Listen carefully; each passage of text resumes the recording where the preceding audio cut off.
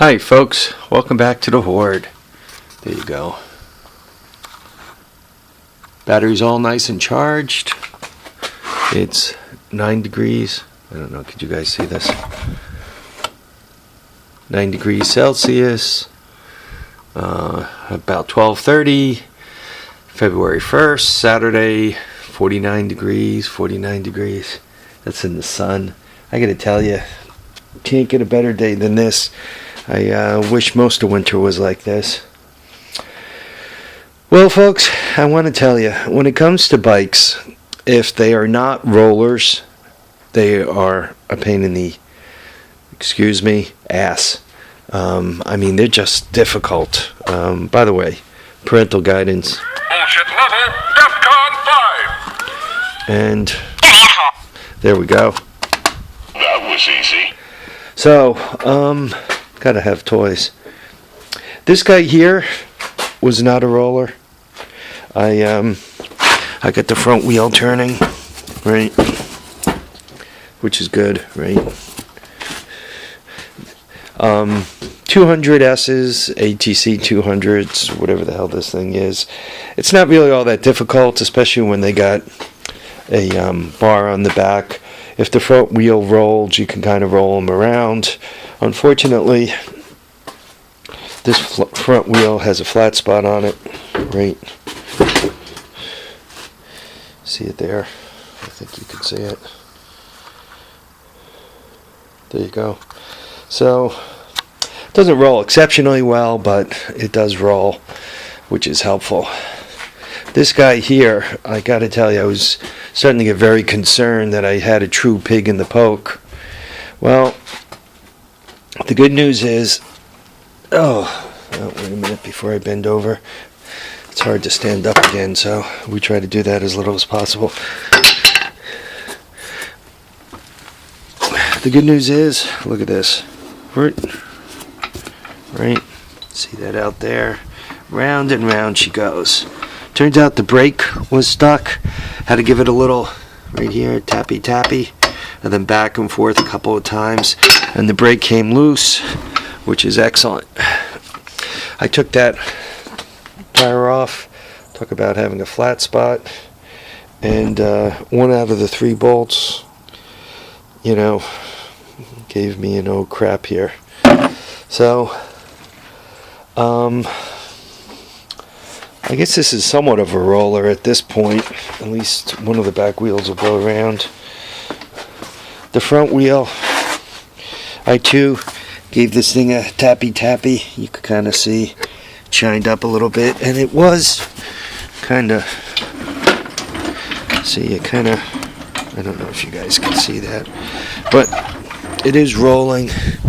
Because once again, if a bike isn't a roller, you have, in the case of this big red, I don't know what they weigh, 450 pounds, give or take a foot and a half, 400, 450, 5. It is a pain in the ass to drag 500 pounds around the property. It's not bad to do if you got it on the back of that thing and you're sliding it around on snow, but if you're trying to jackass it in to do some work on, it's a lot of work to jackass it in. I got a question to ask, guys. Why does everyone crash this side? Right? See how this is missing? There's something left over there. It's banged up too. See how that's missing?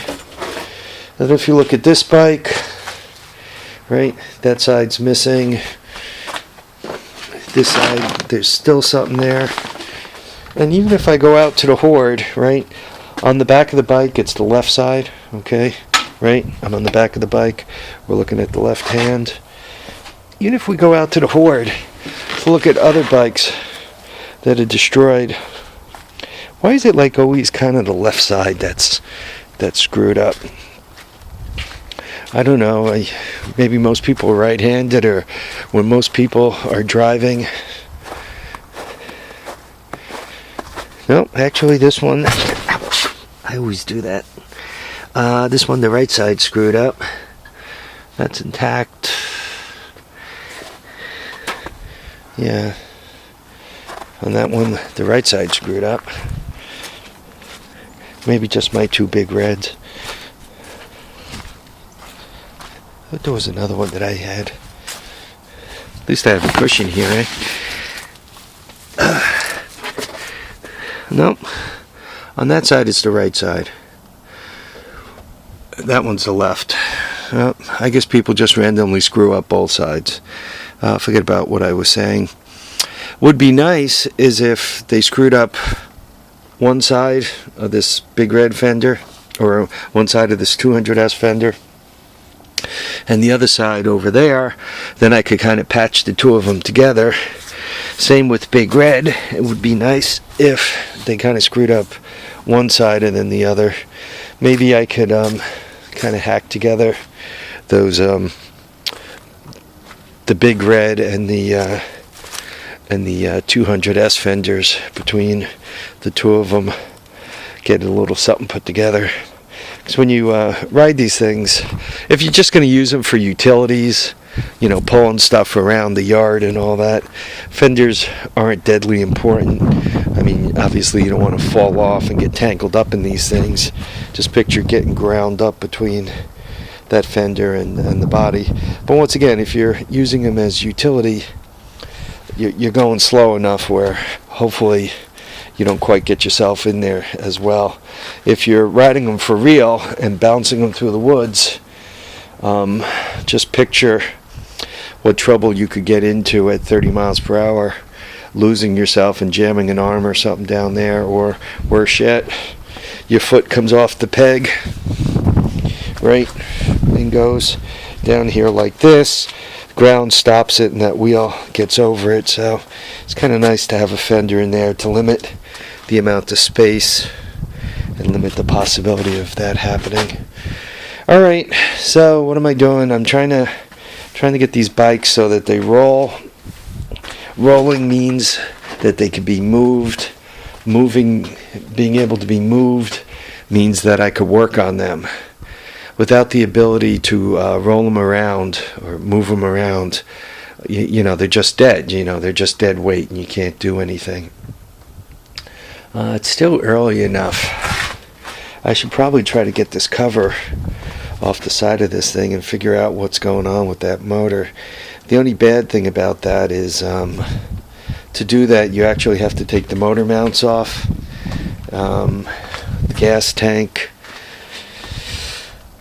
and you got to kind of jack it out of the way. You got to kind of lift the motor out of the way to get the cover off and so forth. And then I'm going to have another open project, and I really don't want to open another project at this point.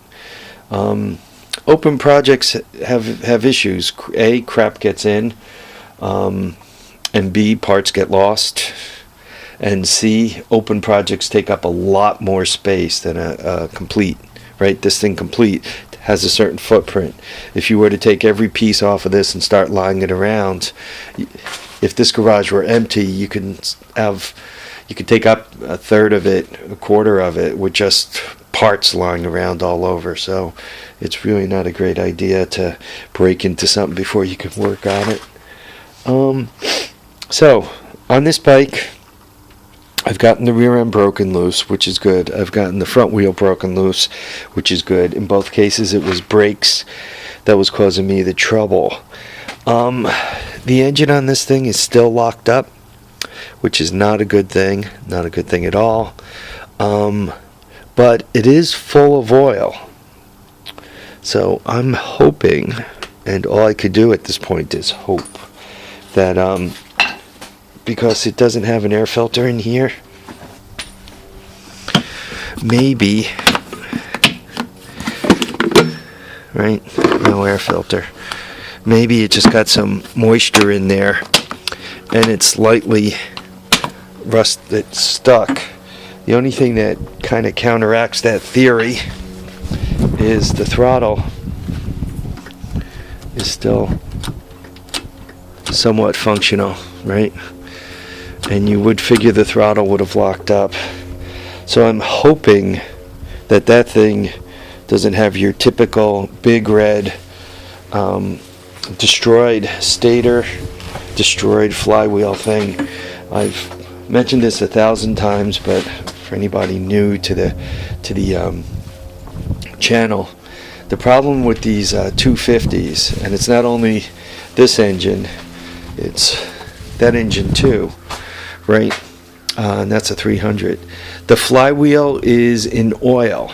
So if you do something stupid, you strip a gear, whether it's a starter gear or a transmission gear, you take the smallest chunk off of it. There isn't much space between the flywheel and the stator. And this is a big red stator.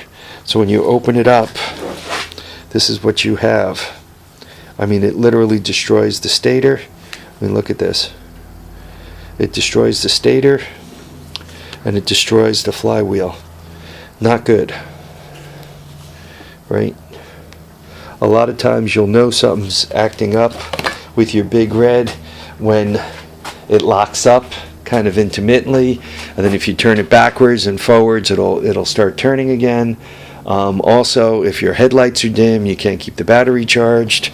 That means some of these coils are hammered and they're not producing electricity anymore. And when you finally take out these two coils, this guy and this guy, the two big ones, then you no longer have spark. And at that point you have to do something about it because you have no spark. You're walking. That portable CDI box I built, well, I played with, I'm in the process of building. We did make this engine run with it though. That portable CDI box, the nice thing about it is you would just hook it right up to the right on the end of that wire goes the pulsar. You would hook it to the pulsar and the case. It's got 12 volts inside, it's got the coil inside, then all you have to do is hook up the ground. So you hook a couple of grounds up and you hook up to the pulsar and you could fire this thing up again. But you still have metal floating around inside the case. So whatever damage it's doing, it's continuing to do. It's, you know, continuing to rip up your flywheel. If it manages to get into the transmission gears, I don't need to describe what happens then. You know, the proverbial loose nut in the transmission, what a mess it can make. If it gets into your oil pump or anything else like that, just think of the trouble it could get into. The filter should stop it from doing that, but maybe it's on the wrong side of the filter, eh? Okay, folks, I'm going to let you go. I've been talking for 12 minutes. Thanks for watching, commenting, and subscribing.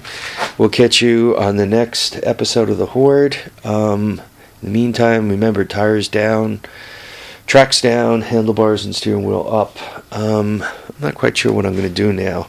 I really don't want to break into anything and make a bigger mess out here than I already have, so I'm going to have to think about this. This is probably it for today, so I'm not sure if you're going to get a video tomorrow or not, but we'll see. Okay, folks, take care. Thanks for watching, commenting, and subscribing. Bye now.